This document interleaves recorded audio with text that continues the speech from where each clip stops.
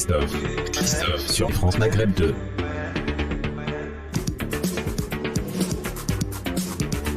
Bonjour à toutes, bonjour à tous, ravi de vous retrouver dans votre émission de référence qui s'appelle le Grand Forum, tous les jours de 16h à 18h sur France Maghreb 2, soyez-en les bienvenus. Voici le programme pour cet après-midi avec, aujourd'hui, faut-il ou pas parler à Vladimir Poutine ? C'est la grande question qui se pose et on se la posera ensemble. Celui qui est au cœur de toute cette planète Terre aujourd'hui, regroupée aux côtés de l'Ukraine, bien sûr, face à cette guerre qui a lieu en ce moment, invasion, appelez-la comme vous voulez d'ailleurs. Le pass vaccinal, ça y est, il va partir comme par magie le 14 mars, ça y est, plus de masques à l'intérieur, plus de pass vaccinal. Moment opportun, dites donc, question posée quand même, on se la pose. Et puis Macron président, vous le connaissez, Macron candidat. Mais ça change quoi en fait ? On se posera aussi la question tout à l'heure dans cette émission, sans oublier le zapping. C'est parti pour le LGF, je vous souhaite la bienvenue, évidemment sur une seule et unique radio, avec vos appels au 01 40 33 9000, puisque vous aussi prenez part à la discussion, au débat et aux échanges avec nos débatteurs que je vous présente maintenant. Bienvenue dans le Grand Forum, présenté par Christophe Fro. Le Grand Forum. Alors étant un peu de gauche, peut-être, quelque part, je vais commencer par ma gauche. Donc Noam Anouar, comment ça va mon Noam ? Ça va, comme un vendredi. Bienvenue à toi mon Noam. Merci. Tout va bien, ancien policier on le rappelle. Ouais, chroniqueur aux Médias TV. Auteur de 2 livres. Oui quand même. Dont le dernier, sympa, sans conseil pour votre sécurité. Sans conseil pour votre sécurité, voilà. C'est bien que ça. Vous avez tous acheté, bien entendu, et lu et approuvé. Et que vous pouvez encore acheter, bien sûr. Maître Charny, avocat au barreau de Bobigny, comment ça va maître ? Tout va bien, merci. Au centre, comme d'habitude. Oui. Ah oui, c'est vrai d'ailleurs, t'es bien placé au centre. Eh oui, oui. Un militant de la première heure, puisqu'il a participé à la marche pour l'égalité en 83, et il a été aussi adjoint auprès du ministre des PME, monsieur Rachid Mokrane, notre Marseillais préféré. Comment ça va mon Rachid ? Bonjour mon cher ami. Comment ça va ? Ça va, dans une situation qui est quand même catastrophique. Oui, on en reparlera, évidemment, tout à l'heure. Mais on va commencer avec un peu de détente, avec un petit quiz, messieurs. Quiz. Un petit quiz et mes petites questions, bien sûr. On va commencer par la première, forcément. Je cherche, messieurs, un auteur, compositeur, chanteur, mais aussi poète français. Il est mort en 2004, un 4 mars. Je précise qu'il est né à Toulouse en 1929. Michel Delpech. Non. Il a chanté d'ailleurs sa ville de Toulouse, magistralement. Comment il s'appelle ? Putain. Un grand monsieur de la chanson. Nougaro. Claude Nougaro. Bonne réponse, mon Rachid. Claude Nougaro, là, je démarre. Eh oui, bah oui. Je démarre pas mal quand même. Claude Nougaro. Il a mis le diesel. Ouais, c'est ça. Là. Oui, bah toi, t'as rien mis du tout, toi. T'as mis l'éthanol ou pas ? 1,91€ ce matin à la pompe. 1,91€ de litre. Il y a un petit bon plan quand même, les amis. Il y a Intermarché qui fait à prix coûtant 1,74€. Voilà. Deuxième question. Quel candidat a annulé à la dernière minute une interview hier sur France Info ? Zemmour est une bonne réponse. Alors son équipe de campagne, écoutez bien, a déclaré pour justifier sa non-venue dans cette interview sur France Info qu'il avait besoin de prendre une petite pause dans la campagne. Je pensais qu'il avait dépassé son temps de parole. Non, mais le mec, il annule comme ça à la dernière minute. Plantage. Pas très cool quand même. Attention, troisième question, je cherche un prêtre, mais aussi maître de violon, compositeur italien. Il est né en 1678 à Venise. Il est né encore ? En 1678 à Venise, compositeur italien. Très connu. Lully ? Maître. Quoi ? Lully ? Non. Vous le connaissez forcément, monsieur. Musique classique, il est très connu. Ouais. Il a été prêtre, maître de violon, compositeur italien, né en 1678 à Venise. Messieurs. Vivaldi. Bonne réponse. Bravo. Antonio de son prénom. Les 4 saisons. Trop fort. Voilà, les 4 saisons, exactement. Bonne réponse. Attention, quatrième question, et Maître Charny qui prend l'avantage. Quel organisme de recherche français a décidé de suspendre toute collaboration scientifique avec la Russie?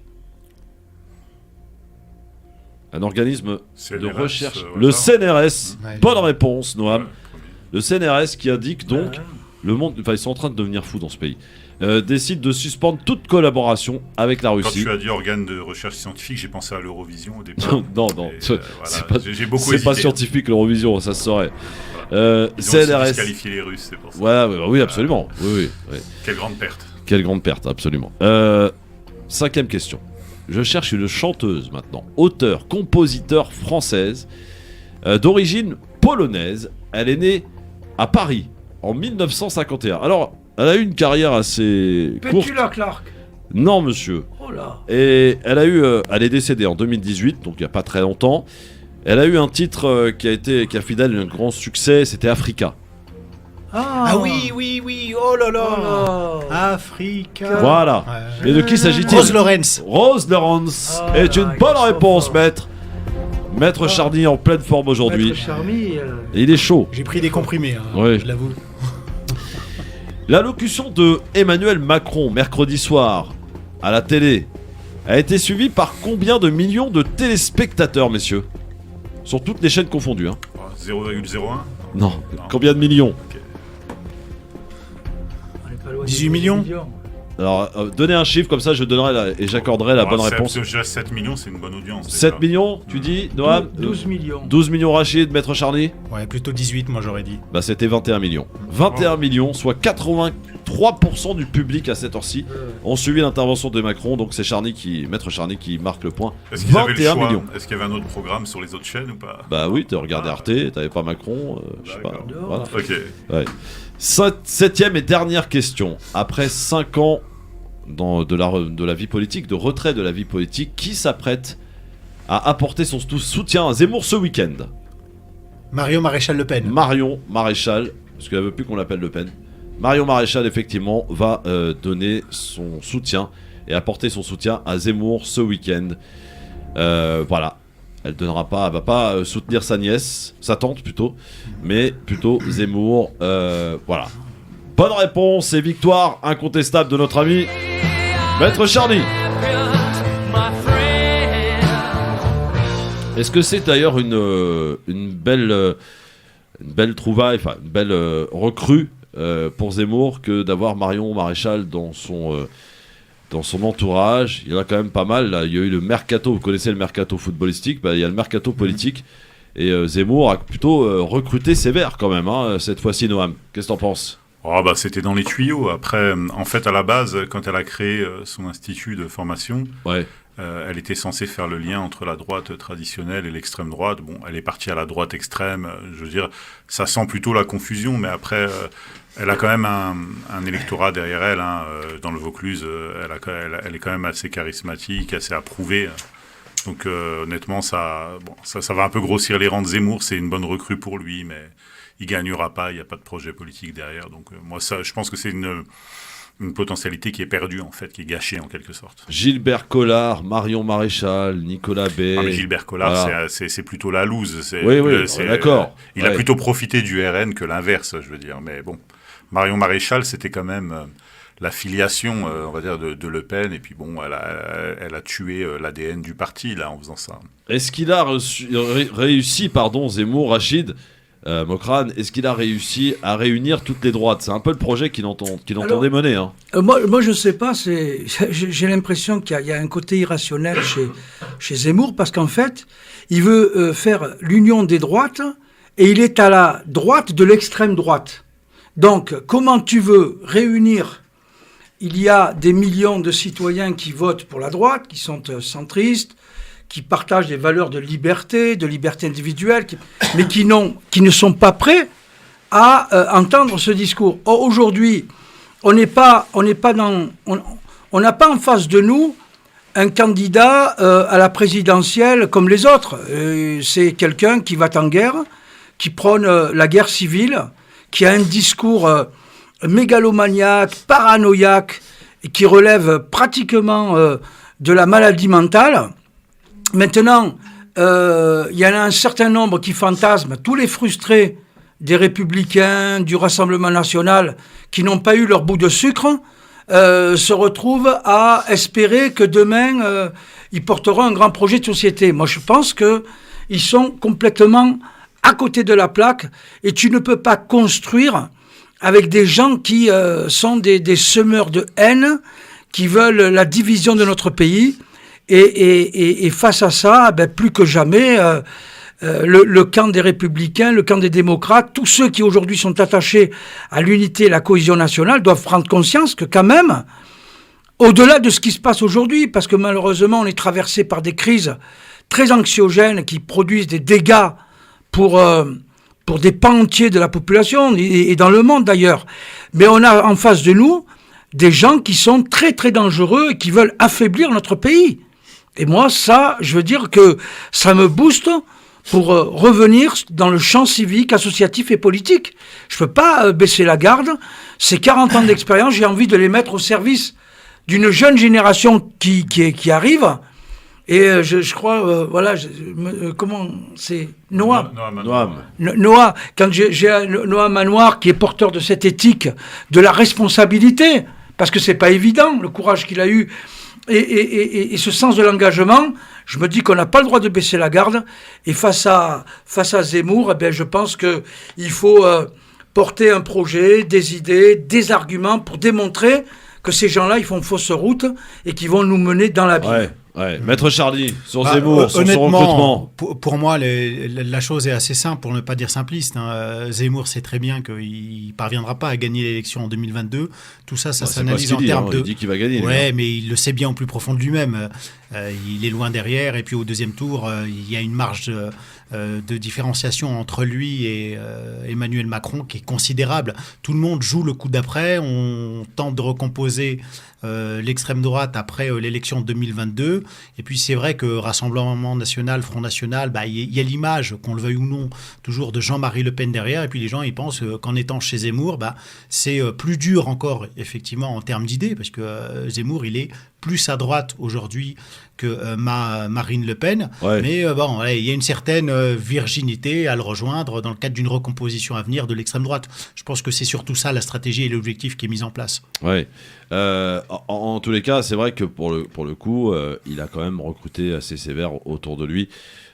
Zemmour. Oui, mais les derniers sondages ne sont pas forcément en sa faveur. Et c'est vrai qu'avec la crise ukrainienne, dans son entourage, c'est ce que je lisais dans la presse, les gens s'interrogeaient de savoir si c'était justement le bon moment ce week-end de faire apparaître cette nouvelle... Disons que moi je partage pas ton optimisme. Bon, il y a quelques recrues et puis comme on parle que de ça. C'est pas un optimisme. Hein, oui, on se comprend. Je veux dire, je me place volontairement du point de vue des équipes de Macron, mais bon, son meeting à Villepinte qui était quand même le point culminant de sa campagne. Bon, et Jean-Frédéric Poisson à la tribune, Jacqueline Moureau. Bon, ça sentait un peu la misère, honnêtement. Je veux dire. Je crois que tout a été dit. C'est pas un parti qui est là pour gagner. Je pense qu'au contraire, c'est le meilleur allié. Pas en 2022. En tout cas, et même en 2027. Ouais, mais on sait pas. On disparaît aujourd'hui sur un scandale avec un tweet du jour au lendemain. Donc, je veux dire, il est là pour disparaître. C'est comme Macron et comme tous les autres. Quand on dit oui, mille excuses, non, mais 88%, 80% d'abstentionnisme. Sans déconner. Moi, je connais le Gilbert Collard. Je l'ai connu à Marseille. Ouais. C'est un petit mange-gamelle qui était prêt à aller au centre-gauche, à droite, qui n'a pas trouvé de place. Il vient de l'extrême-gauche au départ. C'est tout des recalés, des frustrés de chez les Républicains, du Rassemblement National. Et tous ces gens-là, dans leur tête, ils portent une espérance. Mais quand on a 80% de gens qui aujourd'hui ne vont plus dans les urnes, qu'est-ce que tu veux qu'ils symbolisent ? Qu'est-ce que tu veux qu'ils incarnent, ces gens-là ? Je pense quand même que... l'abstention au présidentiel sera nettement moindre. On ne sera pas à 80%. Oui, bien sûr. Mais c'est vrai que pour parler de Collard... ça dépend des quartiers. Après, les quartiers, 80%, c'est quand même dur. Ah, il y a eu dans des précédentes élections, au régional, peut-être, ou aux européennes. Pas loin, là, dans quelques quartiers de Marseille, mon cher Rachid, c'est Kaoutar Ben Mohamed qui nous le disait, 88% d'abstention. C'est énorme. Non, mais au municipal, il y a eu ça, effectivement. On peut être élu maire avec 10 voix. Dans ma ville d'origine, à Goussainville, c'était quasi ça approchait les 80%. Voilà, tu parles de Kaoutar Ben Mohamed, une femme courageuse qui mérite d'être soutenue, aidée.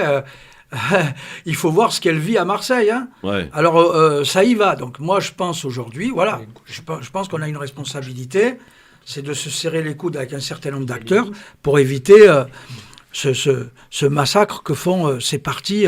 Alors, moi, je les mets tous dans le même sac, hein, franchement. Hein. Alors, À aujourd'hui, gauche, à c'est le droite jour J, chez Rachid les Noam Verts. et Maître Charny, pour déposer ses parrainages. Ça y est, c'est ce soir à minuit que les candidats ont la possibilité, s'ils en ont les parrainages, les 500, pour pouvoir les déposer. Alors il y a quelques candidats qui semblent en difficulté.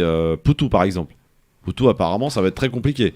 Il sera en difficulté même s'il obtient ses Il lui restait signatures, 60 d'ailleurs. je crois hier, 60 parrainages à obtenir. D'ici ce soir ça me paraît un peu C'est déjà compliqué. pas mal qu'il en ait eu 440. Ouais, honnêtement. Anas Kazib qui a jeté l'éponge hier, voilà, il n'a pas Tout à réussi à fait. les avoir. On va suivre aussi François Asselineau qui est un spécialiste. Lui, il arrive de la à les obtenir, constitution. hein, Bah, les là, signatures. apparemment, il est en difficulté. Il est en difficulté. Ouais, il est en difficulté cette fois-ci. Donc, a priori, UPR. on pourrait tourner entre 11 et 12, voire une petite surprise ce soir, mais 11 ou 12 candidats. Voilà le casting qui va nous être... Le delta pour l'accès au second tour est toujours de toute façon assez mince. Hein. Ouais. Mélenchon, en 2017, a fait 19%.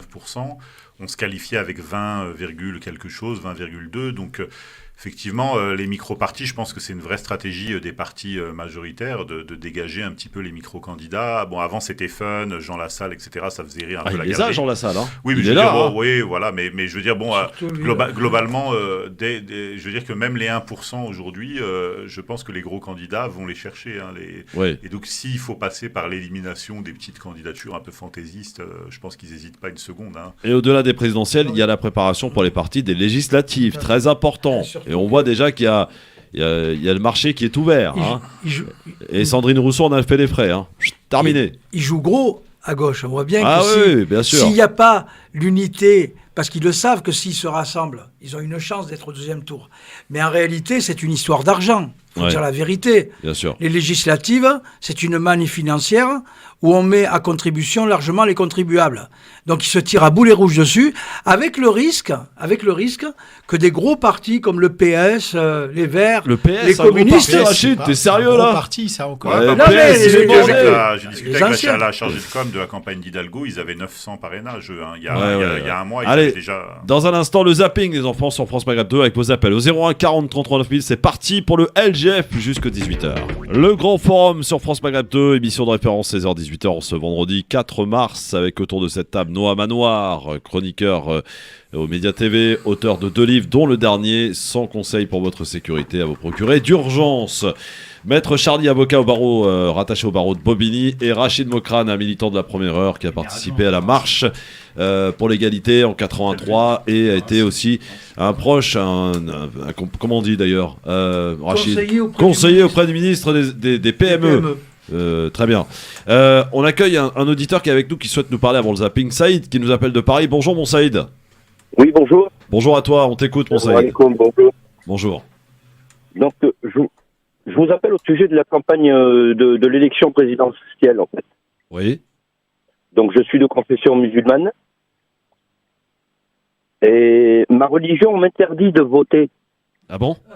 Oui, tout à fait, oui. On peut dire dans quelle sourate on a vu ça? Oui, Saïd, franchement, je pense ça fait quand même pas mal de temps que je fais ce genre d'émission et j'ai eu l'occasion de me renseigner à plusieurs reprises concernant cette question. Elle est totalement infondée. Voilà, je sais pas d'où vous tenez ça et je suis attristé d'ailleurs de voir qu'en 2022 on en soit encore à ce type de raisonnement. Franchement, Saïd, je te le dis comme je le pense. Hein. D'accord, donc je peux dire quelque je peux m'exprimer? Oui, bien sûr, tu peux t'exprimer, mais pas dire de bêtises. Donc, à l'antenne, en tout cas, tu ne pourras pas dire. Je voudrais signaler la sourate à l'intervenant là, qui parlait de sourate. Il y a une ayah dans le Coran qui dit « La takhzou al-yahuda wal-nasara awliya ». Awliya. D'accord. Ne pas prendre les chrétiens et les juifs comme guides. D'accord, ok. Oh Allez, là là, Saïd, c'est grave. Saïd, je t'enlève tout de suite de l'antenne. Voilà. Parce que ce genre de propos, je veux dire, tu peux aller tenir ailleurs, mais pas ici. Franchement, c'est scandaleux. C'est honteux. C'est honteux. Oui, Saïd, totalement, ouais. Je franchement, pense que c'est complètement déconnecté, oui. Honteux, franchement, je suis attristé d'entendre ça encore aujourd'hui. À la limite, je pouvais le comprendre il y a 20 ans, 30 ans, etc. Maintenant, Ouais, il y je a veux dire, plutôt 400 ans, je dirais. non, mais oui, t'as raison. Mais en fait, j'ai eu plein d'imams qui j'ai posé la question parce que c'est vrai qu'il y a, voilà, c'est important aussi d'aller voir. les sachants, tu vois, les savants, ceux qui parlent du Coran et qui l'ont étudié, parce que voilà, faut l'étudier le Coran pour l'expliquer, pour le comprendre. Et je dis bien aucun imam ne m'a dit, aucun sachant, aucun savant ne m'a dit que d'aller voter était contraire à sa religion. Au contraire, il est même d'ailleurs recommandé d'aller et de participer à l'organisation de la vie citoyenne. Bon. Ouais, allez. on a retrouvé un papyrus là récemment justement en Mésopotamie avec un nouveau hadith qui dit aussi là tukallimu fi hatif al-yahud wal nasara, qui signifie ne parlez pas dans les téléphones des juifs et des chrétiens. Non, mais, voilà. Non mais je veux dire, il y avait déjà des téléphones qui existaient. Voilà, c'est ça. On en a retrouvé en bois. Justement. C'est ridicule. Franchement, c'est ridicule, Saïd. Christophe, Ouais. ce grand pays qui est la France, nous a démontré qu'il y avait une communauté de fraternité entre toutes les religions, c'est-à-dire entre juifs, chrétiens, musulmans, athées. Elle nous a démontré qu'on pouvait vivre ensemble. Et ce genre d'individu, j'ai le sentiment profond qu'il... Non, mais voilà. en fait, c'est très bien qu'il ait appelé. Parce qu'en fait, quand j'ai participé il y a un mois à l'émission Zone Interdite et puis que j'ai dit, bon, c'est pas la majorité des musulmans, mais ça existe. J'ai reçu plein de messages d'insultes, traite, Arki, tu travailles... En fait, là, les gens, ils ont la preuve par A plus B que c'est un discours qui existe, un discours rétrograde que moi je qualifie en tout cas de rétrograde, oui, mais carrément, qui existe. Voilà. Carrément. Donc, du coup, comme ça, moi je trouve que c'est très bien, c'est démonstratif. En fait, c'est pas une bonne chose, mais c'est démonstratif que ce monsieur est appelé, parce que comme ça, on pourra pas nous nier le fait que ce soit pas effectivement majoritaire, mais que ça n'existe pas. En fait, ça existe. Heureusement que c'est pas majoritaire, parce que très honnêtement, ce serait quand même compliqué. Alors, on accueille Rachid qui est avec nous, pas Rachid Mokrane, Rachid l'auditeur qui nous appelle de Metz. Bonjour Rachid. Oui, bonjour. Alors, c'est pour intervenir sur déjà, salam alaikum et bonjour à tout le monde. Hein. Salut Rachid. Salut. Tous les auditeurs, pardon, excusez-moi. Alors, c'était pour intervenir sur le vote et juste rebondir sur ce qu'a dit le monsieur d'avant. Bah, c'est triste, hein, je suis complètement d'accord avec vous. Après, très honnêtement, je ne pense pas que ce soit... malveillant, c'est lié, je pense que ça a été dit à l'instant, à une incompréhension, à un manque de savoir. Et je pense que sur les sujets religieux ou même sur des sujets pointus, quels qu'ils soient, quand on souhaite en parler, on présente un petit peu son curriculum vitae et on parle de manière hyper sourcée avant de lancer comme ça des bombes. Ils peuvent avoir des déflagrations. Non, c'est foireux, c'est pas une bombe. C'est foireux, mais par contre, alors, moi, je suis désolé. Quand il dit oui, c'est pas malveillant, etc., j'ai compris, moi, ce que vous vouliez dire.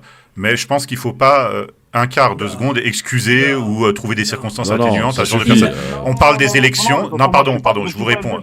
Je sais que c'est pas vous. Mais par contre, on est dans une émission qui porte en partie sur les élections. Si ce monsieur ne souhaite pas voter, qu'il reste chez lui, qu'il vote pas, je veux dire. Mais pourquoi il vient nous dire à nous que c'est pas bien et qu'on n'a pas le droit de le faire? C'est ça le problème, vous comprenez? Parce que ça commence avec le vote, et puis ensuite c'est celui qui fait pas le ramadan, c'est celle qui porte pas le foulard. Donc, il y a une réalité de tout ça, où les gens ne laissent pas les autres vivre et s'émanciper tel qu'ils le souhaitent, dans un cadre qui est un cadre de liberté fondamentale. Mais juger l'autre, ça a donc toujours moi, été ces mecs-là, je ne les cautionne pas, grave. même si c'est pas malveillant comme vous le dites, effectivement. Moi, ça me dérange profondément et j'ai pas envie de lui trouver des excuses ou de contextualiser son propos. Et voilà. d'ailleurs, et puis le fait de dire c'est un manque de culture ou un manque d'éducation ou un manque de savoir, je suis désolé, hein, rappelez-vous du mot du prophète. Hein.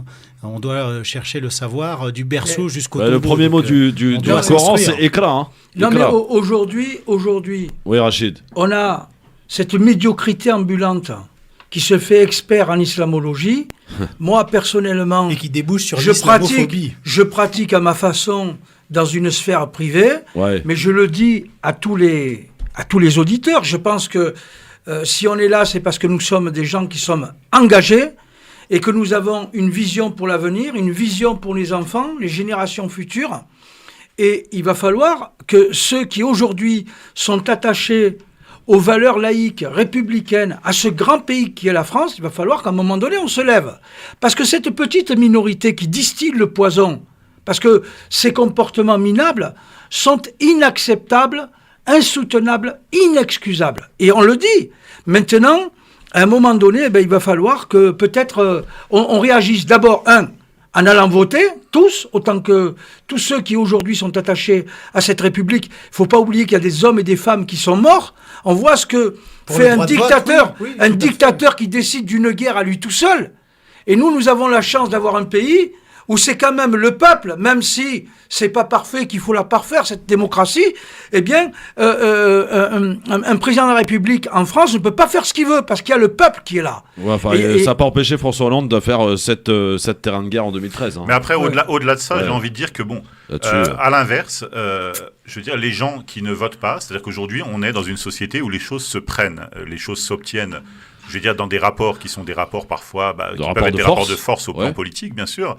Et donc, les gens qui ne votent pas aujourd'hui ne sont pas susceptibles d'être respectés. Donc, si vous avez envie de vous faire cracher dessus, tenez ce genre de discours, effectivement. Et je veux dire, il n'y a pas mieux. Mais les choses, je veux dire, le citoyen français aujourd'hui, qu'il soit musulman ou pas, il a envie, il a à cœur, justement, de faire progresser les choses, de s'inscrire dans des actions collectives, au plan politique, au plan scientifique, culturel et autres, qui vont lui permettre, justement, de s'épanouir au sein de ces sociétés. Et là, ça me rappelle un exemple que j'ai vécu en tant que policier à l'époque. C'est quand on a eu la première crise de Covid, on a eu comme ça une confrontation un peu sur cette même base entre justement le monde moderne et la fausse tradition musulmane, où on a des types qui nous ont dit, ils ont fait circuler des vidéos, des hadiths qui peuvent être authentiques, qui disaient, voilà, Habba Saouda, donc l'huile de Nigel, soigne toutes les maladies. On a fait des essais au Maghreb, il y a des gens qui étaient malades du Covid, ils ont pris Habba Saouda, et puis hop, 2 jours après, ça allait mieux.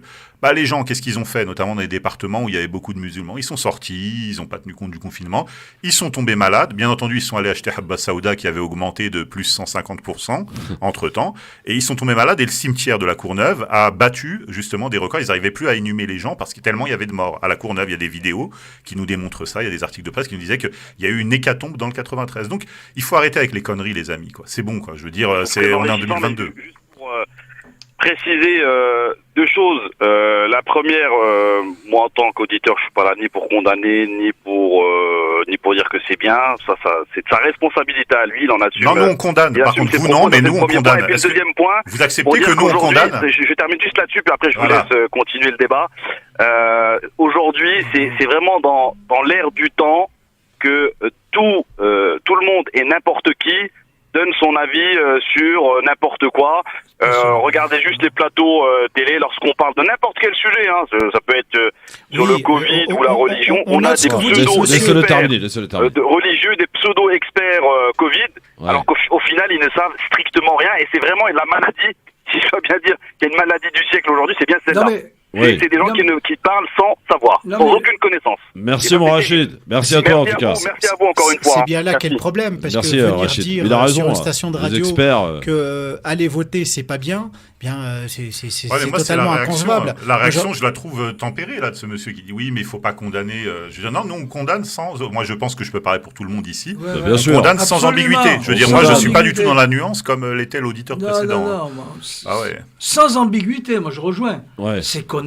Où on va là? Moi, je dirais, c'est une opinion personnelle. C'est que le fait de ne pas aller voter, moi, je trouve que subjectivement, c'est une forme de non-intelligence. Parce que justement, il y a des peuples qui se battent. Mais c'est vrai, il faut reconnaître les choses telles qu'elles sont. Il y a une nuance à faire entre, effectivement, ne pas aller voter parce qu'on ne se sent pas représenté ou parce qu'on n'a pas envie ou parce que... on vote blanc. Mais par contre, d'invoquer...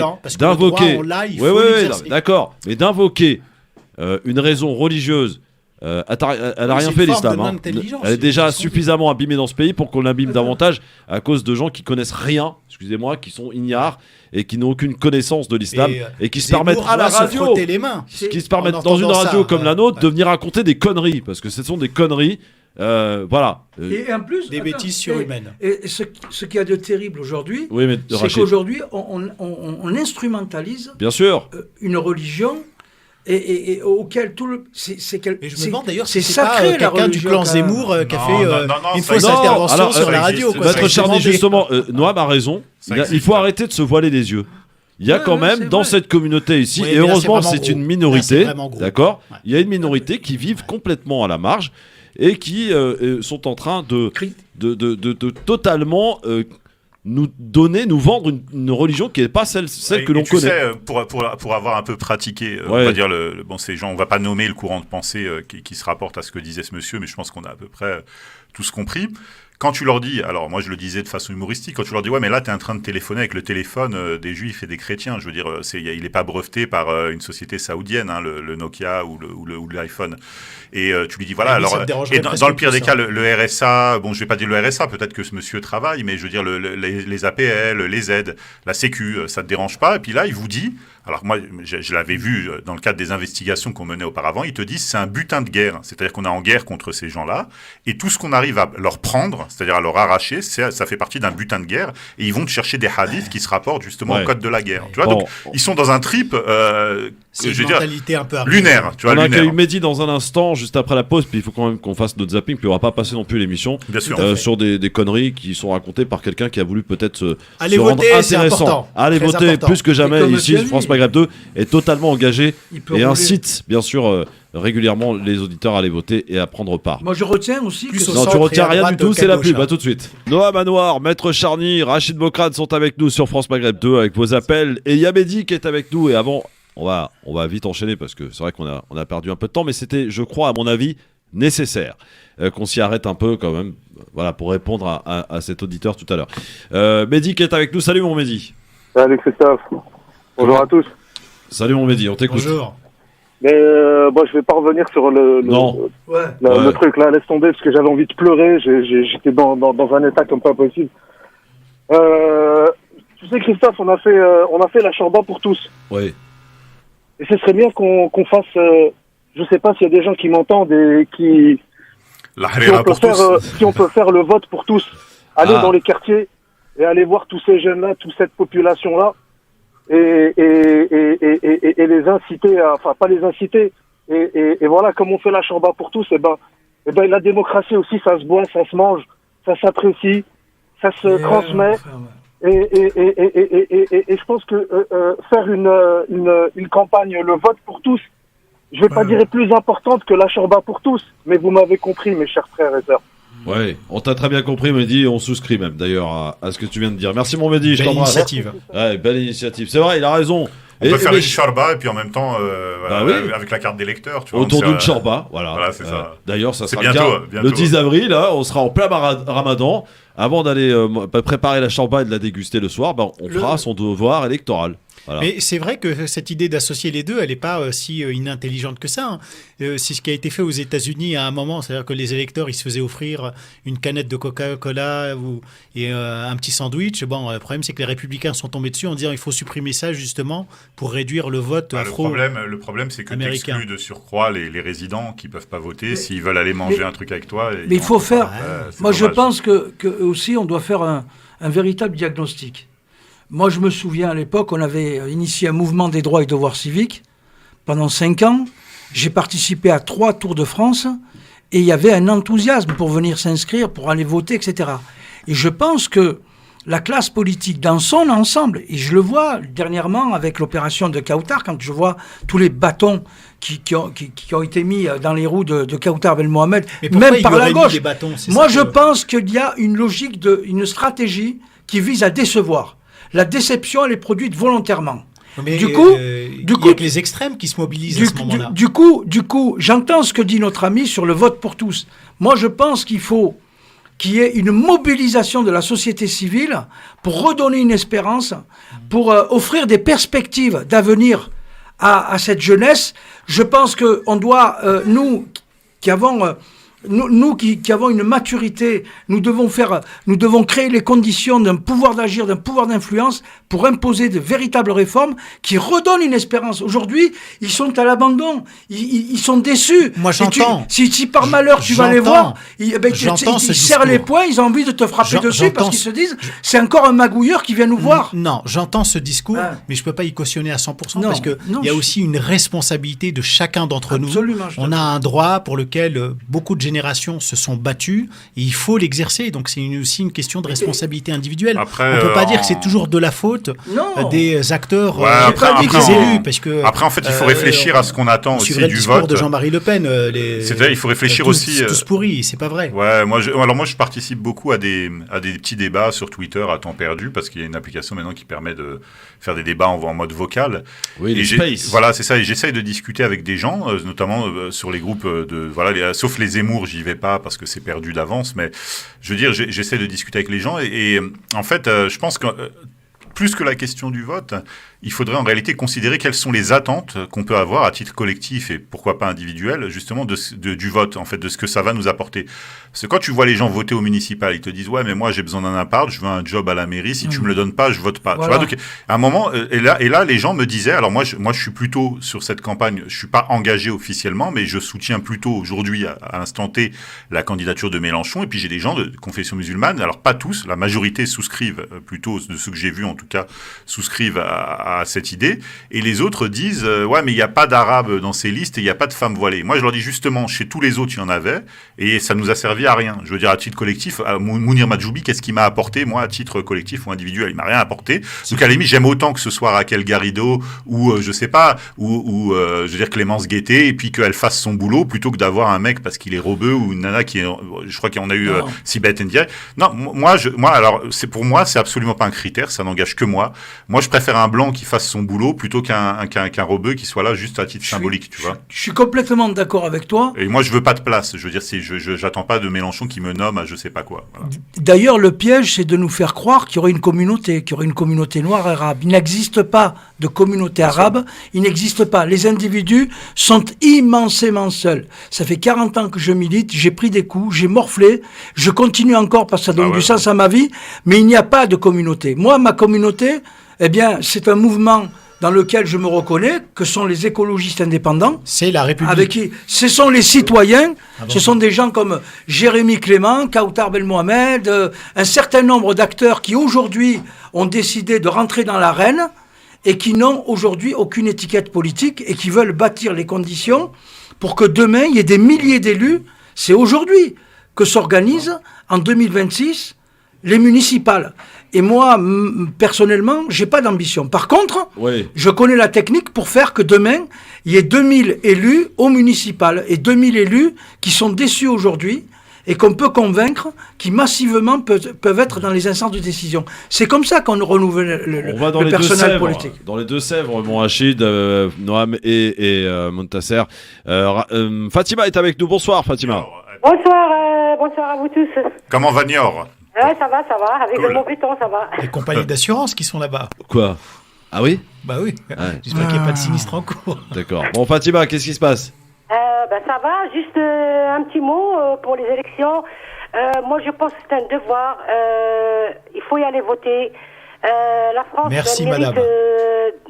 c'est un devoir qu'on doit tous faire parce que c'est un pays il nous a ouvert les portes, il nous a donné des moyens. Il ne faut pas mélanger la religion avec le devoir. Ça, c'est une chose. La religion, c'est pour Dieu, pour Allah, et le pays, c'est pour tout le monde. Fatima, je peux vous poser une question? Ayoub qui a dit, le jour qui est rentré en Palestine, les gens qui étaient là, ils avaient peur, qu'est-ce qu'il va faire d'eux? Alors il a dit, le bled, il est pour tout le monde, et la religion, c'est pour Dieu. C'est pas lui qui va juger le monde, et c'est pas lui qui va juger les êtres humains. C'est-à-dire, il y a des gens qui comprennent pas. Le vote, c'est très important pour nos enfants, pour la génération qui va venir. On sait pas où Fatima, on va nous emmener. Fatima, est-ce que vous avez fait votre... Il faut être intelligent de ce qu'on dit, de ce qu'on fait. Et une future candidate, peut-être. Merci beaucoup, Fatima. À très bientôt dans un instant. Le zapping sur France Maghreb 2. Cette fois-ci, on y va. À tout de suite. Le LGF, le grand forum avec Noam Anouar, Rachid Mokrane et Maître Charny qui sont avec nous. Messieurs, le zapping, c'est parti. Il y a quelques moments qu'il ne fallait pas rater à la télé ou à la radio. Et dans la rubrique délire, dans l'actualité, quand l'actualité s'invite au musée Grévin, voici ce que ça donne. voilà donc qu'à Paris, le musée Grévin a choisi de retirer la statue de cire d'un certain Vladimir Poutine. Oui, alors c'est la première fois de l'histoire du musée qu'un personnage est démonté à cause de l'actualité. Mardi encore, Vladimir Poutine trônait entre les grands de ce monde. Mais depuis l'invasion russe, sa vie au musée, c'était compliqué. Le personnel le retrouvait chaque soir décoiffé, agressé, victime de l'assaut des visiteurs. Incroyable quand même, messieurs. Poutine enlevé du musée Grévin, c'est la première fois que ça arrive, ça. Bah, la justification tient pas, à mon sens. Ils te disent oui, mais parce que la statue, fait, était, on va dire, dégradée par les visiteurs. Je suis pas sûr que ce soit la bonne raison. Voilà, c'est dans la logique de ce qui se passe. Alors, moi, je me prononce pas sur le fond du conflit. Je suis ni russe ni ukrainien. Je veux dire, on a eu dans la foulée, comme on disait tout à l'heure, l'Eurovision, on a les chaînes le mondial RT France qui a fermé, qui a été fermé de tous les canaux de communication. Les journalistes d'RT d'ailleurs ont été, fichés sur les réseaux sociaux, signalés.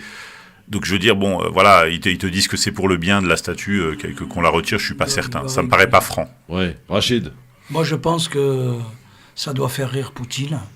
Et je pense qu'il y a quelque chose de médiocre et de minable là-dedans.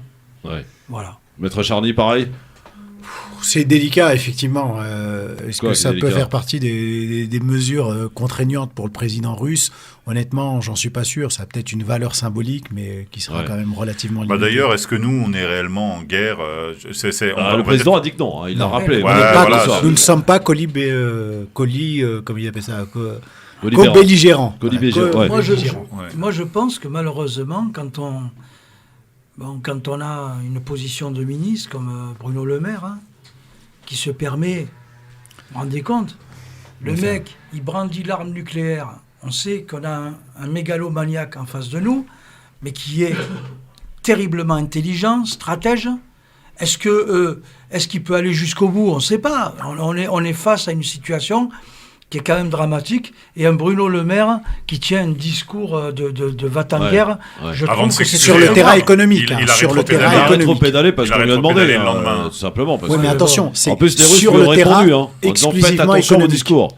Oui, mais quand même. Alors, autre chose, élément de langage, on en parle souvent, et l'élément de langage en ce moment, depuis 2 jours, depuis l'intervention de Macron, c'est le pire est devant nous, à l'image de Gabriel Attal et de Jean-Yves Le Drian. Écoutez. On peut s'attendre aussi, au regard des mouvements des troupes russes, à des situations peut-être de siège de grandes villes. Rappelez-vous Alep, rappelez-vous Grozny, etc. Et là, ça peut devenir très grave. Donc le désastre continue. Voilà, c'est un petit peu le pire est devant nous, qui a été d'ailleurs dit par Macron, par l'Élysée hier, à la suite de son coup de téléphone à Poutine. Voilà, l'élément de langage du gouvernement en ce moment, messieurs. Une autre lecture de ce conflit, par quelqu'un qui se fait pas remarquer par des propos brillants, mais parfois, en tout cas, il va un peu à contre-courant, c'est Michel Houellebecq. Écoutez. On voit très bien d'ailleurs que de Georges Soros à BHL en passant par Hollande et Macron, tous ces gens qui défendent un même monde sont des gens qui estiment qu'il faut arracher l'Ukraine, la ramener du côté des occidentalistes, pendant que tous les slavophiles sont des gens qui sont des méchants. Il a choisi son camp, mais quel camp ? Le camp, effectivement, d'une Europe libérale dans laquelle il s'agit de dire... le camp de la liberté. Oui, si vous voulez appeler ça la liberté. Mais c'est la propagande qui nous dit que c'est le camp de la liberté. Le journaliste dont Lavrov parle nous faisait savoir effectivement qu'il y avait des exactions commises par l'armée ukrainienne au Donbass. Elle a fait voir des images dans une émission, je crois que c'était celle de Pascal Praud, on n'a pas eu le détail du nom de cette journaliste, mais effectivement, elle a disparu très vite parce que d'un seul coup, elle rentrait avec une télévision en couleur, alors qu'on nous propose la télévision en noir et blanc. Voilà, un autre regard de Michel Houellebecq, pour le coup. Michel Onfray, je pense. Michel Onfray, pardon, tu as raison, j'ai une connerie, moi. Michel Onfray, bien vu, Noël. Pas la même chose, effectivement. Michel Onfray, c'est quoi ? C'est un complotiste ou c'est quelqu'un qui apporte justement un éclairage un peu différent de ce qu'on peut entendre ? Un partisanisme qui s'opère dans nos médias aujourd'hui en France Alors en fait, moi je pense qu'il y a des constantes en fait dans l'analyse du conflit. Donc moi je suis pas on va dire, qualifié spécialiste en matière de géopolitique. Ni même en matière de... on va dire qu'on a quelques affinités avec le renseignement militaire dans les métiers que j'ai pratiqués. Donc globalement, moi je pense que j'inviterais les auditeurs et les Français à pas se laisser happer déjà par un conflit qui, au demeurant, ne nous concerne pas directement en réalité, quoi qu'on dise. C'est un conflit territorial entre justement deux entités, on va dire qui est deux peuples frères, hein, qui ont beaucoup plus de points communs qu'il n'y paraît. Et donc c'est un conflit territorial où finalement notre rôle à nous, ce serait d'essayer en réalité, on pourrait faire semblant d'être neutre déjà au plan politique et d'essayer de les amener à faire la paix. Ce serait ça, et pas forcément d'armer l'Ukraine pour les aider à tabasser les soldats russes. Ouais. C'est pas notre rôle au départ.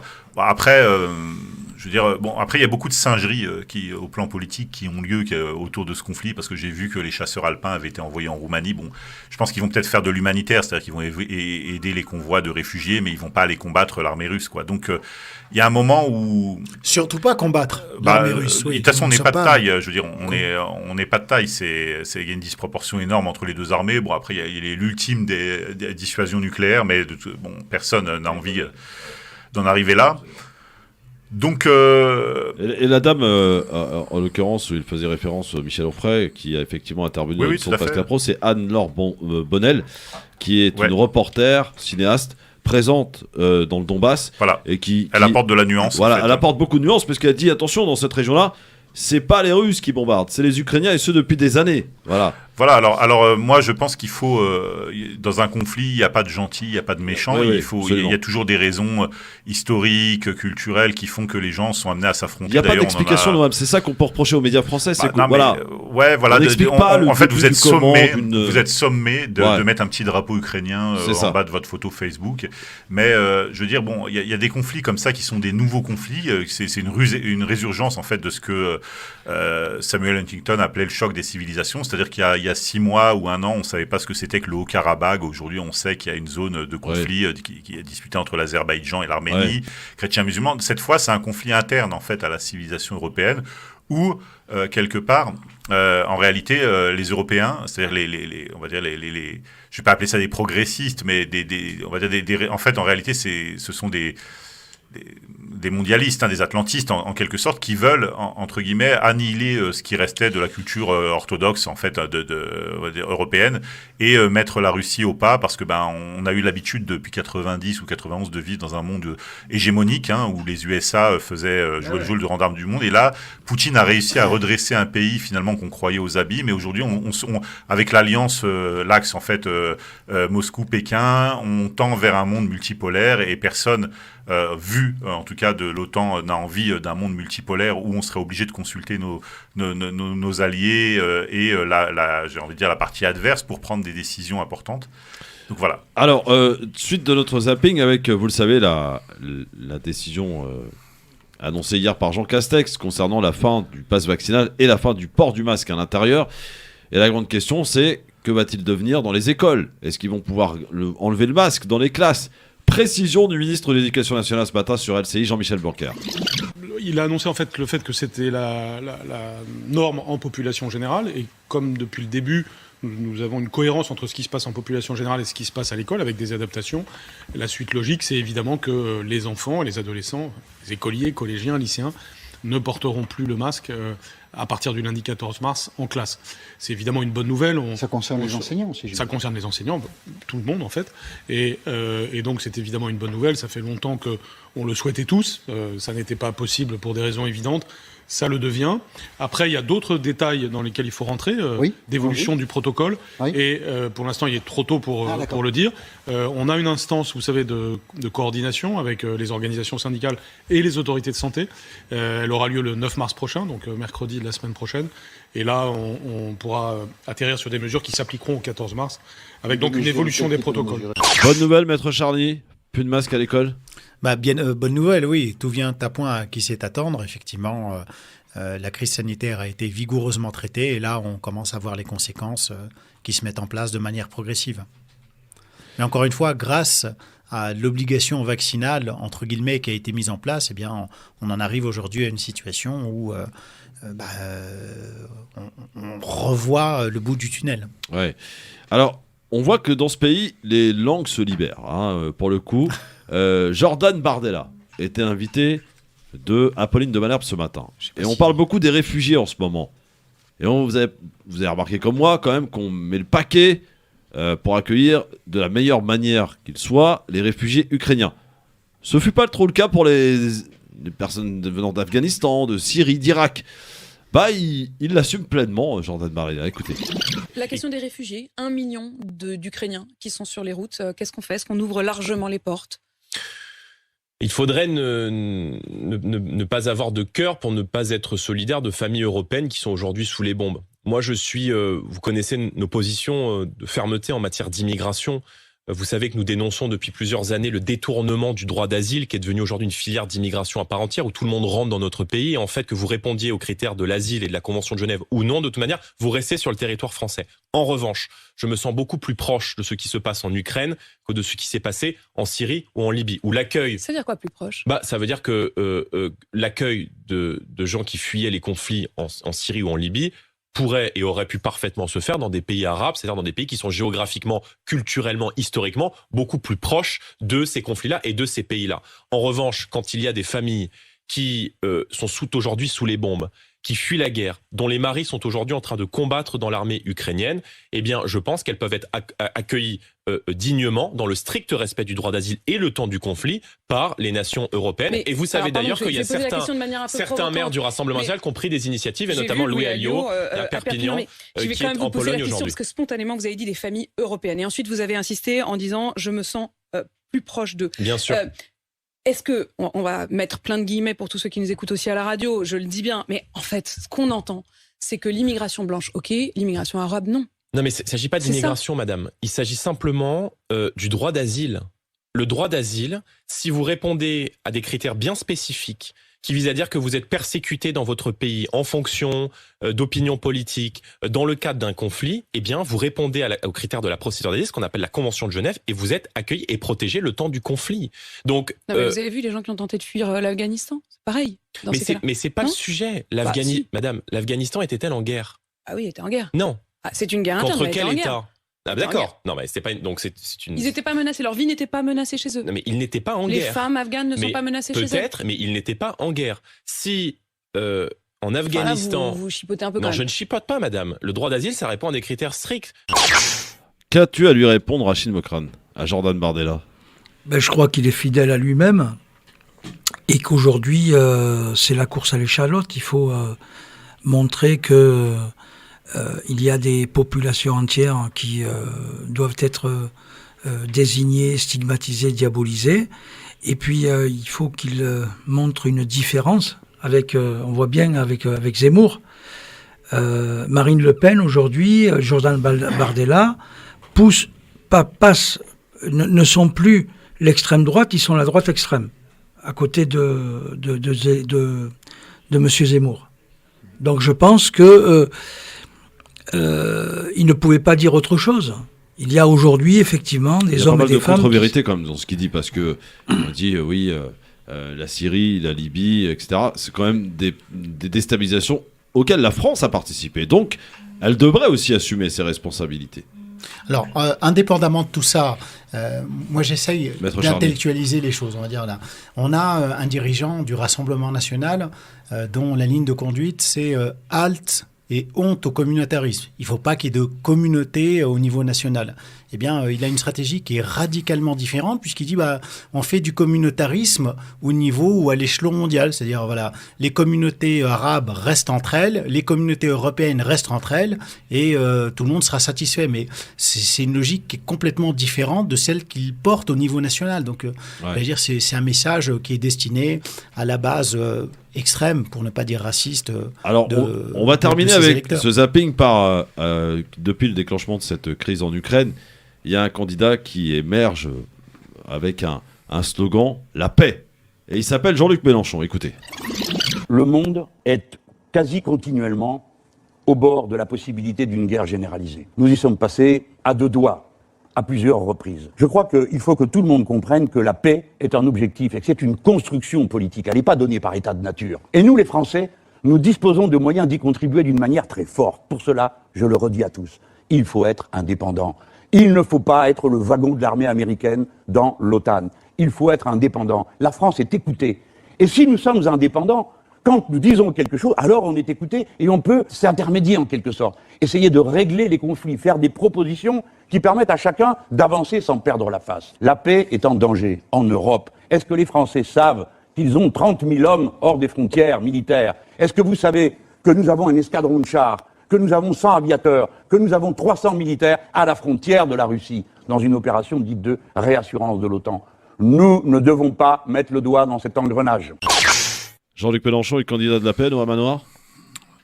Alors, on ne peut pas le savoir, ça. Il n'y a qu'une seule façon de le savoir, c'est, entre guillemets, d'attendre, éventuellement de lui donner les suffrages nécessaires pour lui permettre d'accéder aux fonctions suprêmes. Mais je dirais que le discours est plutôt convaincant à mon sens, c'est-à-dire qu'il est pour justement une sortie de l'OTAN, en tout cas de la France, ce qui serait plutôt une bonne chose puisque la France a jamais vraiment, en fait c'est Sarkozy qui l'a réinséré dans l'alliance.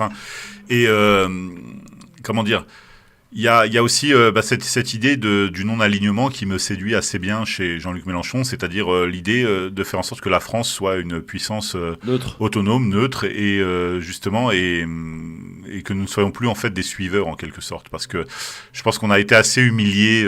La France est quand même un grand pays. Si aujourd'hui on a la dissuasion nucléaire qui nous permet justement comme le disait Macron, de téléphoner à Poutine, c'est grâce au général de Gaulle, c'est pas grâce à donc je pense qu'il y a une tradition d'une France forte, influente, qui s'est perdue, et moi je pense que Mélenchon incarne assez bien un retour de la France sur la scène diplomatique internationale, ce qui n'est pas le cas de Zemmour ou je veux pas paraître misogyne, mais je veux dire de Valérie Pécresse, Anne Hidalgo, c'est pas le même charisme.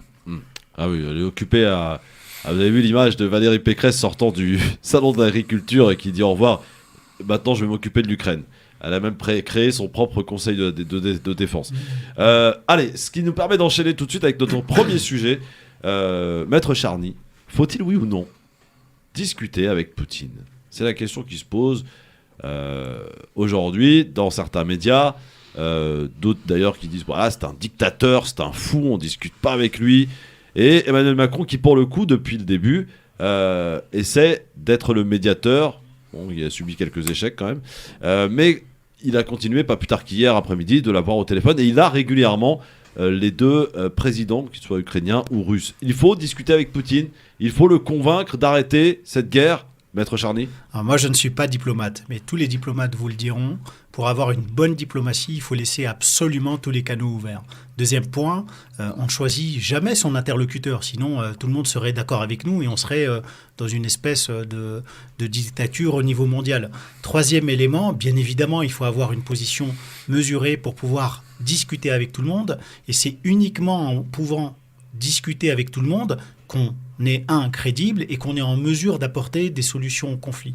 Et je rebondis sur ce qu'a dit Noam. Effectivement, la position de Mélenchon n'est pas totalement déraisonnable, et pour preuve, et que le président Macron lui-même a indiqué que désormais, il a fait son discours il y a quelques jours, et il a dit voilà, il faut qu'on apprenne à compter sur nous-mêmes, nous, les Européens, constituer notre propre système de défense pour nous permettre d'être autonomes, et donc autonomes y compris des États-Unis. On le voit, le comportement américain après l'affaire des sous-marins australiens, après également le début d'affaire qu'il y a eu avec l'Allemagne. On bombarde l'Ukraine et Joe Biden, il est redoutable, mais les Américains ont toujours été des commerciaux entre guillemets avant tout. Eh bien, une de ses premières mesures, ça a été de se rapprocher du gouvernement allemand pour casser, ou en tout cas mettre en panne le contrat de fourniture de gaz avec la société russe, en proposant les services du gaz américain. Donc voilà, il faut qu'on qui coûte 6 fois plus cher. Qui coûte 6 fois plus cher et qui est beaucoup plus compliqué à mettre en place en termes d'approvisionnement. Donc l'Europe doit parler d'une seule voix, de manière indépendante, et je trouve que Emmanuel Macron, eh bien pour l'instant, dans le cadre de ce rôle, il tient la route, même si il peut être amené à tenir des propos parfois qui sont difficiles, mais enfin, alors, ça c'est plus le rôle de ses porte-paroles. Je crois que, alors je suis désolé d'interrompre ça, de prendre la parole, mais je pense que la question est mal posée. C'est-à-dire, doit-on discuter avec Poutine? Mais je ne suis pas certain que M. Poutine ait demandé à discuter ou à ce que la France puisse discuter avec lui. Moi, je crois que l'inverse, Au demeurant, ce qui apparaît comme évident, c'est que c'est plutôt notre président Macron qui est entreprenant et qui souhaite discuter avec Poutine. D'ailleurs, on n'est pas vraiment certain du retour. Mais c'est une qualité quand même à mettre à son crédit. Ouais, mais après, il faut pas inverser les rôles, justement. Il faut dire, comment convaincre Poutine de bien vouloir discuter avec nous? Ce serait ça la question. Mais dire, est-ce qu'on doit, comme si on avait le choix, quelqu'un d'autre en mesure de discuter et d'obtenir quelque chose de Poutine? Le président ukrainien lui-même n'a pas désigné Macron comme le médiateur. Il a préféré justement s'adresser à Naftali, le Premier ministre israélien, parce que en sachant que les Israéliens ont quand même de bonnes relations avec la Russie. Il l'a comme modèle, l'Israël. Voilà. Donc pour le coup, moi j'ai pas entendu le président ukrainien dire oui, Macron, s'il vous plaît, faites des efforts afin d'organiser une médiation. Il en a rien à foutre. Non, il a juste dit envoyez nos avions, envoyez de l'aide, voilà. Rachid. Ça, par contre, il ne faut pas que la France le fasse. Moi, je pense que Poutine a choisi son temps. Il s'y est préparé. Bien sûr. On voit bien qu'il y a une logique mégalomaniaque, mais en même temps, le mec, il est redoutable sur le plan de l'intuition. C'est un fou ou pas, Rachid? C'est un fou, Poutine? Non, Parce qu'on entend ça dans les médias. Non, il est pas fou. Tu as il est plutôt stratège. Mitterrand, il avait une dimension messianique. Tu as énormément d'individus qui pensent qu'ils ont une mission à accomplir. Donc, ils sont habités par un idéal. Est-ce qu'ils sont fous ou pas? Il y a énormément de gens qui sont portés par... Ils sont capables de mourir pour cet idéal-là. Donc, un mec comme Poutine, aujourd'hui, il a une connaissance parfaite des rapports de force. Il sait qu'aujourd'hui, les États-Unis ne sont plus la superpuissance qu'ils étaient. N'oublions pas que la Chine aujourd'hui c'est plutôt un allié de la Russie et qui aujourd'hui a tendance à qui lorgne sur Taïwan, à devenir celle qui va dépasser les États-Unis. Les États-Unis apparemment dans les coulisses instrumentalisent, manipulent. Et moi je rejoins Noam, moi je suis pas un expert, je suis pas un intellectuel, donc je le dis aux auditeurs parce que je vais pas faire le spécialiste. Il est modeste. On voit bien que les cartes sont en train d'être redistribuées. Et donc, on voit bien, les États-Unis, apparemment, moi, de ce que j'entends, attisent le feu pour affaiblir l'Europe, affaiblir la Russie, pour garder une espèce de domination. Mais est-ce qu'il faut discuter avec un mec qui brandit la menace nucléaire, que nous le voulions ou non? Moi, je le dis. Et moi, je regarde, je vois toujours mais c'est quoi l'alternative? Non, mais je vois toujours le pire. C'est-à-dire, je considère... C'est la diplomatie ou la guerre? Je considère qu'aujourd'hui, quand il brandit la menace, ça veut dire qu'il dit, si il menace, et ça peut être, on peut être face au pire, c'est-à-dire la Troisième Guerre mondiale. C'est le principe de la dissuasion nucléaire. C'est le principe de la dissuasion. Dans ton discours, si tu veux, le fait de répéter qu'il est mégalomaniaque, c'est déjà en quelque sorte discréditer le bien fondé de son action politique. Alors que moi, je pense, sans être partisan encore une fois, qu'elle a un fondement géopolitique, son action. C'est-à-dire qu'il est complètement encerclé par l'OTAN. La dernière porte de sortie de la Russie, en l'occurrence vers l'Europe, c'était l'Ukraine. Et alors l'Ukraine a, de façon tacite, ouvert ses portes à l'idée de construction d'une base américaine et de l'implantation d'un bouclier antimissile étendu, parce qu'il existe déjà, il est implanté en Pologne. Donc du coup, je veux dire, on se retrouve un petit peu dans la crise des missiles de Cuba en 62, où à l'époque c'était plutôt les Américains d'ailleurs qui étaient menaçants. Et d'ailleurs Macron a fait une sorte de truc complètement ridicule là où il a copié les postures de Kennedy, etc. Bon, mais je veux dire, il y a un moment où ça a un fondement, quoi. Et de dire l'Ukraine finalement historiquement n'existe pas. L'Ukraine était une province russe, soit aujourd'hui elle existe, c'est une création bolchevique, de Lénine en l'occurrence, et il dit finalement c'est le peuple frère qui a autorisé, qui a ouvert les portes à l'ennemi pour lui permettre d'implanter des missiles nucléaires qui vont nous mettre à genoux. Donc quelque part, on peut à titre humain, comprendre qu'il y a une rancœur plus vive vis-à-vis de l'Ukraine pour avoir justement accepté ce système de vulnérabilisation de la Russie, si c'était un pays totalement étranger. On va dire la Pologne, par exemple, qui avait quoique... mais je dis, là jusque-là, c'était compréhensible. Quand la Pologne a ouvert les portes aux États-Unis pour l'implantation d'un bouclier antimissile, les Russes ont protesté, mais ils se sont organisés. Mais l'Ukraine, dans le contexte géopolitique qu'on connaît, c'était la fin de la Russie. C'est-à-dire que la Russie était complètement à genoux si elle autorisait justement l'entrée de l'Ukraine dans l'OTAN. Donc, je veux dire, a priori, il n'avait pas le choix. Ça justifie pas la guerre, parce que je pense que la guerre, la décision de la guerre... Il y a eu des négociations depuis longtemps, Noam. Oui, mais le président ukrainien n'aurait pas dû, à mon sens, brandir la possibilité justement d'entrer dans l'OTAN de cette façon-là. Il aurait dû. Alors ce que demande aujourd'hui d'ailleurs le président de l'Ukraine lui-même, le président ukrainien Zelensky, mais également les médiateurs crédibles, c'est la neutralisation de l'Ukraine au plan politique, c'est-à-dire ni dans l'OTAN ni dans l'Europe, un statut neutre un petit peu. Je vais pas dire mais comme non, il a demandé à rentrer dans l'Europe. Zelensky, alors immédiatement dans l'urgence. Oui, il a demandé à rentrer dans l'Europe. D'ailleurs, ça a même été. Mais il fait une déclaration par jour. Ouais, ça a été accepté, ça va être étudié, ça va être fait. Vous allez voir. Voilà. Ce que disent les experts, c'est qu'ils répondent pas aux critères sur le plan de l'écologie. Surtout la procédure d'adhésion, elle met des années. Ouais, mais en accéléré, ils font ce qu'ils veulent. Est-ce que c'est ce qu'ils veulent? Arrête, tu fais remerter France en 2 ans. Dans les accords de Minsk. Oui, les accords de Minsk n'ont pas été respectés non plus. Ils n'ont pas été respectés, les accords de Minsk. Du coup, un mec comme Poutine. Voilà. Mais ça fait des années que ça. Je veux dire, il est fou, etc. C'est pas. J'ai pas dit. Non. Alors, je voudrais juste m'expliquer sur le. Je parle pas de toi. Sur le terme mégalomaniaque. Moi, j'ai toujours pensé, depuis tout jeune, que j'avais une mission à accomplir. Ouais. Donc, j'ai fait un travail sur moi-même pour comprendre les mécanismes qui font que, dans notre inconscient, à un moment donné, on croit qu'on a envie d'accomplir. C'était quoi ta mission à accomplir? Non, mais il y a énormément d'individus qui se sentent habités, qui sont portés par un idéal. Ouais. Et donc, c'est pas des fous, les gens. Et un mec comme Poutine, aujourd'hui, là où il est, est-ce que il a une ligne de conduite, quoi. Voilà. C'est ce que tu veux dire. Il a un bilan, surtout. Il a un bilan, je veux dire. Il a choisi son moment. Après, quand il a récupéré, c'est une sorte à son niveau, on va dire, de deuxième Staline, mais avec une ligne politique complètement différente, une ligne idéologique différente, parce qu'il a récupéré la Russie à une époque. Moi, je m'en souviens très bien. J'étais adolescent sous Boris Eltsine, qui était un truc complètement après Gorbatchev, qui était un pays du tiers-monde, où on retrouvait des Russes sur les trottoirs de Paris, à mendier, des femmes qui se prostituaient, etc. Donc la misère totale. Et aujourd'hui, les Russes, ils sont millionnaires et ils viennent claquer de l'oseille sur la Côte d'Azur, quoi. Donc je veux dire, il y a un moment, c'est une puissance militaire, une puissance économique. Voilà. Donc je veux dire, il a un bilan derrière lui et dans, je pense, l'inconscient collectif, il incarne quelque chose de positif. Merci. On va revenir aux affaires intérieures, si vous le voulez bien, dans un instant. Macron est candidat. Youpi, les amis, ça y est, enfin. Mais en fait, ça change quoi? On en reparle dans un instant. Noah Manoir, ancien flic, chroniqueur chez le Média TV, auteur de 2 livres dont les 100 conseils pour votre sécurité, disponible chez tous les bons libraires. Sur Amazon et autres, évidemment. N'oubliez pas. Allez faire les commentaires sur Amazon, c'est toujours bon. Et Maître Charny, rattaché au barreau de Bobigny. Et maire adjoint sur le Rincy. Et maire adjoint, la plus belle ville du département, faut le reconnaître. Ouais, faut pas déconner non plus. De l'Île-de-France, là. Rachid Bokrane du monde. est avec nous.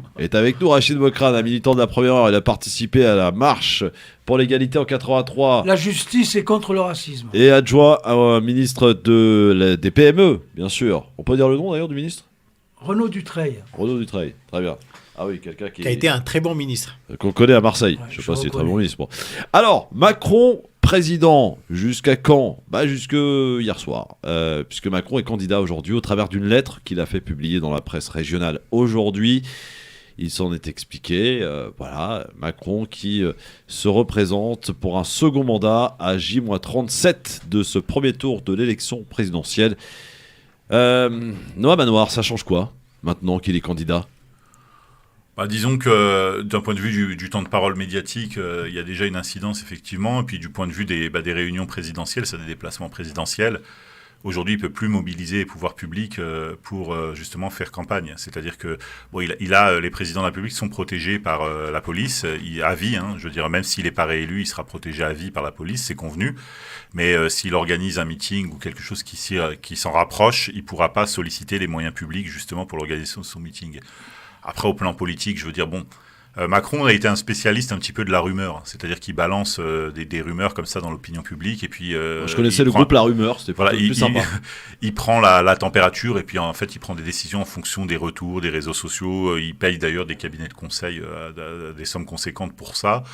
Donc jusqu'au dernier moment, on s'est posé la question de savoir s'il allait se représenter ou pas. Alors moi, j'attends de voir, parce que c'est quand même un ministre de Hollande. Hollande a été le seul candidat de la Ve République à pas se présenter à sa propre succession. Alors ils ont optimisé le potentiel de son successeur qui était Benoît Hamon sur la dernière présidentielle, où Valls avait été disqualifié par un vote massif justement des gens de gauche. Et il a fait 6%, donc c'est du jamais vu, parce que normalement on dit toujours qu'il y a un bonus au sortant de 10%. Là, Hamon, il a fait 6%, donc c'est le score le plus... je vais pas employer de terme trop péjoratif, mais c'est du jamais vu dans l'histoire de la Ve République. Donc Macron a l'ambition de se représenter, c'est une tradition républicaine, c'est-à-dire que quand il fait comme tous les autres présidents avant lui, sauf Hollande, et on verra ce que ça va donner. Alors moi, les sondages, je le disais tout à l'heure, je pense qu'il faut quand même les relativiser parce qu'il y a des données comme l'abstention qu'on maîtrise pas. Je veux dire, moi, par exemple, quand j'ai fait les municipales, j'avais un voisin qui avait 7 voix dans son foyer. Il m'a dit, ouais, on va voter. Et puis, à 18h, je le vois, je dis, alors, t'as voté?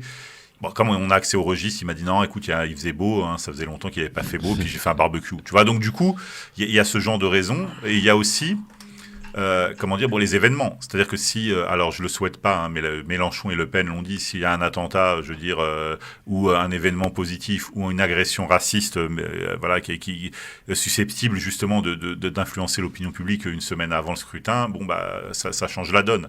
Donc on attend, on souhaite quand même que ça se passe bien, mais bien malin sera celui qui dira je sais ce qui va se passer, il va se passer ça. Tu vois, moi je suis très sceptique sur les pronostics. Rachid Mokrane, il sera chez toi normalement, le président candidat Macron, avec un meeting qui était prévu initialement demain, qui a été repoussé visiblement au week-end prochain. Eh ben, ça change quoi maintenant qu'il est candidat? Ben moi je pense que l'élection elle est pliée.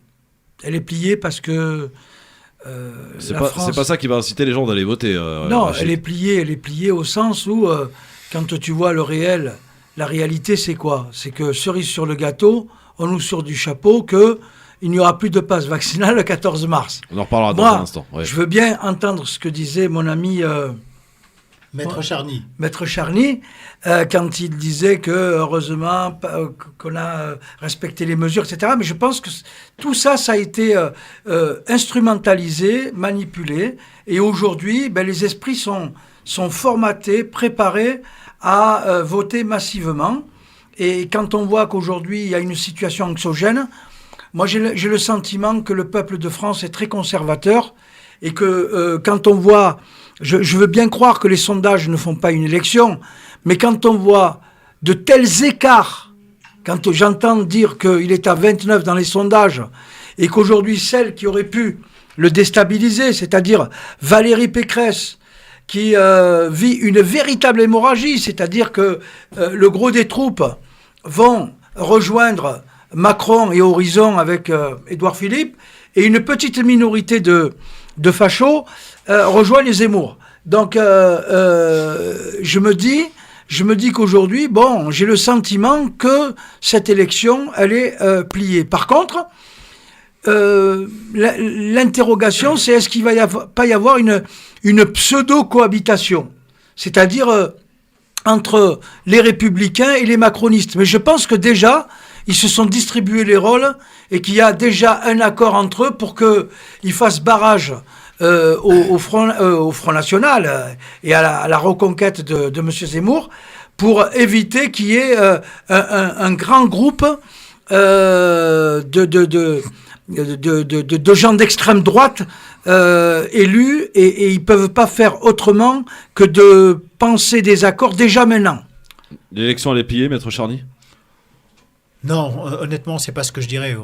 On est encore à 1 mois et 10 jours. Effectivement, le président là est omniprésent du fait de la crise ukrainienne. Le boulot en termes de lutte contre la crise sanitaire, force est de constater que les choses se sont bien passées.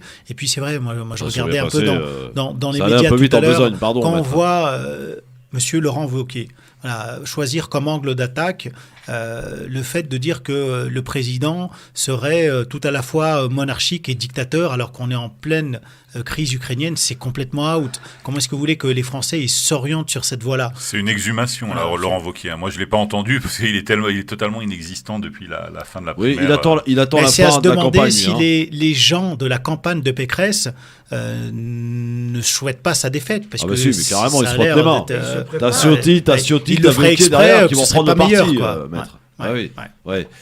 Mais en quoi l'élection elle est pliée? Moi, c'est ça qui m'intéresse quand je vous entends parler comme ça. Moi, je me dis, si l'élection est pliée, ça sert à quoi d'aller voter alors?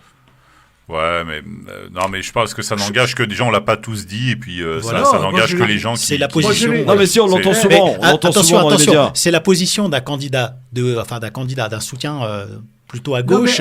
Et effectivement, pour les partis de gauche, c'est sûr que l'élection ne se présente pas forcément très bien. Par exemple, les gens, alors moi, faut pas aller chercher très loin dans l'histoire. La dernière élection présidentielle, 2017. moi je me souviens que sur la primaire républicaine, les gens étaient tous allés voir Juppé et puis ils commençaient déjà... Ah, mais Juppé, il aurait gagné la primaire, il serait président. Alors la question se pose même pas. mais les gens ont déjà commencé à les distributions de rôles et de postes sous Juppé. Moi je me souviens, les gens ils disaient bon bah c'est bon, alors je vais occuper tel poste au ministère de l'Intérieur, des préfets, etc. Ils avaient commencé à se distribuer les postes. Et hop, soir du scrutin, Fillon 42% à lui tout seul. 44, donc je veux dire, voilà. Donc du coup, qui l'attendait? Personne. Bon après, bien sûr, ils l'ont fini pendant voilà. Mais je veux dire, personne pensait un seul instant que Fillon allait. Mais à l'issue de la primaire, il était pressenti pour être élu président avant le scandale lié à ses affaires de costume et à l'emploi de son épouse. Rachid. Un cas de figure, les amis. Bon, quels sont les scénarios possibles? Macron-Le Pen. Je dirais Macron-Le Pen. Pas possible. C'est ce qui me paraît être le plus crédible. Donc c'est plié. Macron-Zemmour, c'est plié. Aujourd'hui, tout a été fait pour casser, affaiblir dans son propre camp Valérie Pécresse. Mélenchon a fait 19%. En 2017. Non mais Macron-Mélenchon, il lui manquait aussi, mon ami. On sait pas. Pourquoi? Non, moi je suis pas sûr. Moi je pense même que alors moi ça n'engage que moi. La majorité. Dans l'hypothèse, moi je pense que Zemmour. Alors se fait au centre, on le sait bien. Moi ma conception de ce qui se passe actuellement, mon décodage, mon décryptage, qui n'engage que moi, mais je pense que il y a des gens qui me font confiance et qui pensent que je peux parfois avoir raison. Moi, je pense que Zemmour est une pure création du système politico-médiatique et même oligarchique qui visait à déstabiliser Marine Le Pen, parce que Marine Le Pen était en possibilité de l'emporter face à Macron dans le cas d'un deuxième tour Le Pen-Macron. Moi, je pense que, voilà, compte tenu des scores passés, des résultats des élections européennes, où finalement le Rassemblement national est arrivé en tête aux européennes, il ne faut pas l'oublier, c'est un indicateur important parce que c'est une élection nationale. Et le Front républicain n'a pas autant d'importance. Le Front républicain n'aurait pas fonctionné face à Le Pen. Ouais, mais juste après, au régional, il fallait diviser les voix, il fallait diviser les voix de l'extrême droite et permettre à Macron de se retrouver face à un candidat plus ou moins crédible qui lui permettrait de repasser Macron ou d'ailleurs un candidat du système. Donc M. Zemmour, ce serait une bénédiction finalement. Bien sûr, il divise les voix de l'extrême droite qui dépassent les 30%. À eux deux, ils dépassent ils auraient fait une razzia sur les suffrages. Je veux dire, Rachid. Il y a peut-être des écarts, mais les gars, 28%, 29% Macron. Oui, ça, c'est les sondages. La mère Le Pen. Non, mais ça, c'est les sondages. Mais il peut être on sait, mais qui sont les patrons des instituts de sondage, Rachid? Allez, 4-5 points d'écart. Là, on rentre dans le complotisme. Marine Le Pen, et moi, elle est donnée à 18. Oui. Mélenchon, il est donné à 10, 11. Non, 12, là, 12 dernier. Allez, Zemmour, il a débranché, et je parle même pas de Valérie Pécresse. Bon, voilà. Il donne ces chiffres-là. Tu peux avoir 4 points d'écart. Ah, les amis, je pense que... Alors, les Taubira étaient crédités à 4%, ils sont passés où? Regardez, les amis, ils sont où les 4% Taubira? Ils vont chez Mélenchon, donc faut arrêter. Écoutez, il a la présidence de l'Europe, il a été au charbon, il était en campagne tout le long. Alors, de façon plus rationnelle, moi, je te dis... ils ont gagné sous l'étiquette dégagiste entre guillemets. Donc ils ont raflé les suffrages aux législatives. Aux européennes, il y avait quand même une petite masse de personnes qui ont continué à leur faire confiance, mais le Rassemblement national était au-dessus. Il y a eu 1% d'écart. Ils ont fait 20,5 aux européennes. Je parle des marcheurs. Et le RN a fait 21,5. Au municipal, ils se sont cassés la gueule, ils n'ont même pas eu une seule commune, il n'y a pas une commune LREM au municipal. Au régional, ils se sont plantés, ils ont fait des scores ridicules, ils n'ont pas une seule région, ils sont en dessous de tous les autres partis quasiment. Si on dit que le RN s'est cassé la gueule, je veux bien. Si on dit que les Insoumis n'ont pas été performants, je veux bien. Mais la République En Marche était en dessous les deux partis, je veux dire. Non mais la République En Marche et Macron aujourd'hui président de la République, il a eu la crise sanitaire, aujourd'hui il nous apprend que le 14 mars, les masques tombent, il n'y a plus de trucs vaccinal, il a été au charbon pendant la guerre, machin. Aujourd'hui, les gens sont conservateurs, à mon avis. Non, moi, je dis ça. Vous êtes fataliste. Je dis non, je suis pas fataliste. La majorité des députés LREM sont plus crédibles déjà. Oui, ils sont pas réélus. Non, mais voilà, non. Donc de toute façon, même allez, on va dire, on te donne le bénéfice du doute à 1000%, il est réélu. Il n'aura pas de majorité parlementaire. C'est ce que j'ai dit tout à l'heure, je suis d'accord avec toi, Noam. Donc, il sera moi, Alors j'y crois justement, pas. Il y aura une pseudo-cohabitation entre nous. Belle transition, puisque dans un instant, effectivement, Rachid y a fait allusion. On fait tomber les masques à partir du 14 mars. Mais dites donc, pourquoi maintenant ? Pourquoi attendre le 14 mars ? Moment opportun ? Point d'interrogation. Le Grand Forum, merci d'être avec nous, avec Noam Anouar, Rachid Bokrane et Maître Chardy qui sont avec nous. Et les auditeurs aussi, qui vous écoutent, qui vous entendent, qui ont des choses à vous dire. Pas forcément d'accord avec vous. Et c'est le but aussi de l'émission, c'est de pouvoir les entendre et voilà, de les écouter et de répondre. Jamel est avec nous. Salut mon Jamel. Bonsoir, bonsoir à tous les auditeurs. Salut mon Jamel. Un petit bonjour à tous les Chiaouis sur Terre. Bonjour aux Chiaouis, ça marche. Pourquoi les Chiaouis ? Parce que non, j'ai dit bonjour aux Je crois qu'il y a Chiaouis. Zemmour, il est des Aurès, non, au départ, là. Non, sa région de... je crois qu'il est constantinois, lui. Je suis pas sûr qu'il nous écoute. Il est pas kabyle, lui ? Non, c'est un menteur. Ah ouais ? Non, il est pas kabyle, c'est un mytho, il a jamais été kabyle, Zemmour. Il est des Aurès, c'est un constantinois comme X% comme Enrico. Voilà, c'est ça, comme X% des Juifs d'Algérie. Hein. Ouais. C'est Tlemcen ou Constantine. Jamel. Et il a oublié, en plus, il a oublié que les Algériens ont soutenu les Juifs en Algérie. Il y a eu un reportage il n'y a pas très longtemps sur, je sais plus quelle chaîne, là, c'était sous Vichy. Ouais. Sous Vichy, les Juifs sous Vichy. Et c'est là où j'ai découvert que les Algériens avaient soutenu les Juifs en Algérie. Ça, je savais même pas, tu vois, je l'ai appris. Enfin bref, il vaut mieux tard que jamais. Moi, j'appelle pas pour ça. J'appelle parce que on parle du pouvoir d'achat. Donc, je vais trouver une solution pour le pouvoir d'achat pour qu'il revienne 0 francs à l'État. 0 francs. À tous les partis qui soutiendront ma proposition. Voilà. Il y a combien d'HLM qui ont plus de 30 ans d'existence en France?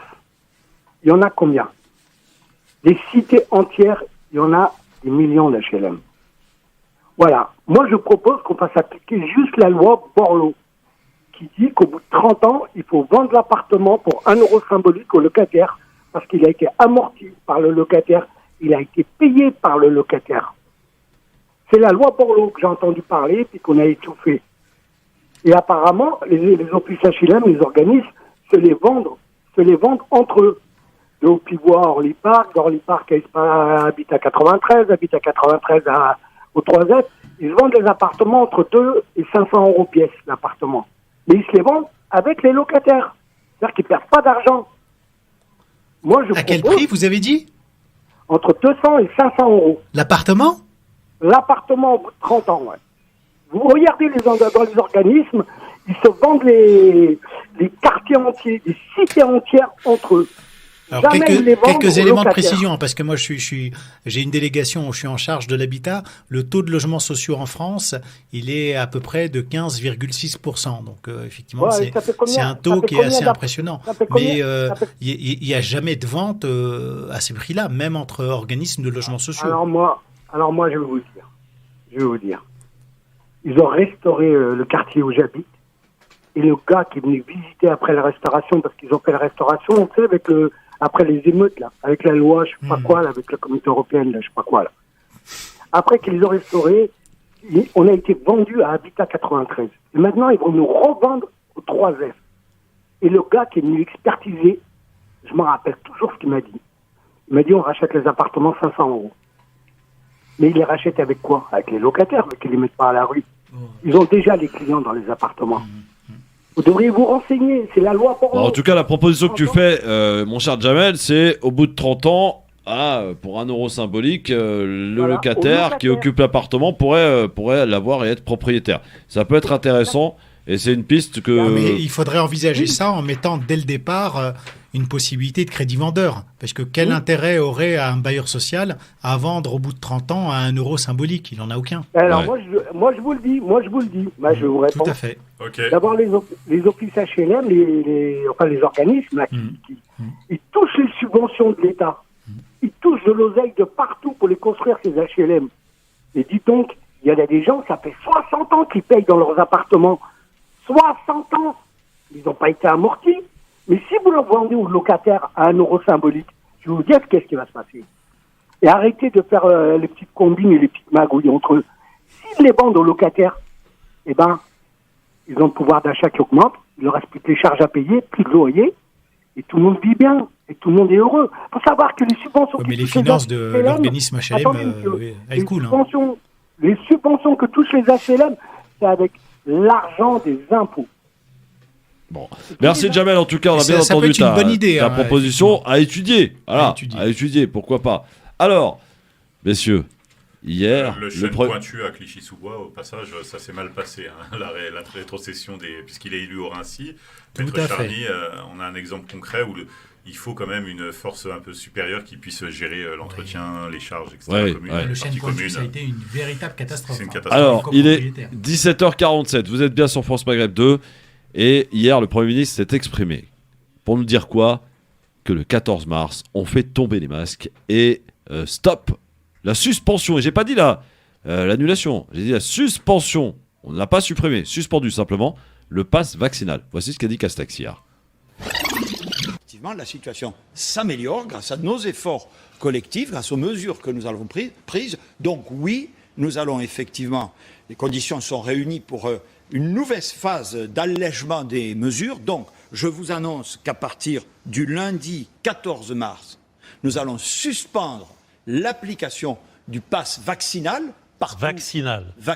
partout où il s'applique. Et deuxième mesure, à la même date, on a voulu quelque chose de simple, fin du port du masque obligatoire dans tous les lieux où il est encore applicable, c'est-à-dire plutôt à l'intérieur, sauf, je le précise bien pour vous, il y a deux mesures qui continuent à rester en vigueur. Le port du masque restera obligatoire dans les transports collectifs de voyageurs. Et deuxième mesure qui reste en vigueur, le pass sanitaire. Ça concerne les établissements de santé, les maisons de retraite, les établissements accueillant des personnes en situation de handicap qui sont particulièrement fragiles. Là, le pass sanitaire reste en vigueur, de même que l'obligation vaccinale qui s'applique aux soignants. Voilà, Castex, il a précisé tout cela hier. Donc, on fait tomber les masques le 14 mars. Dites donc, M. Mokrane, il n'y a pas une élection bientôt, là ? Voilà, moi je pense que...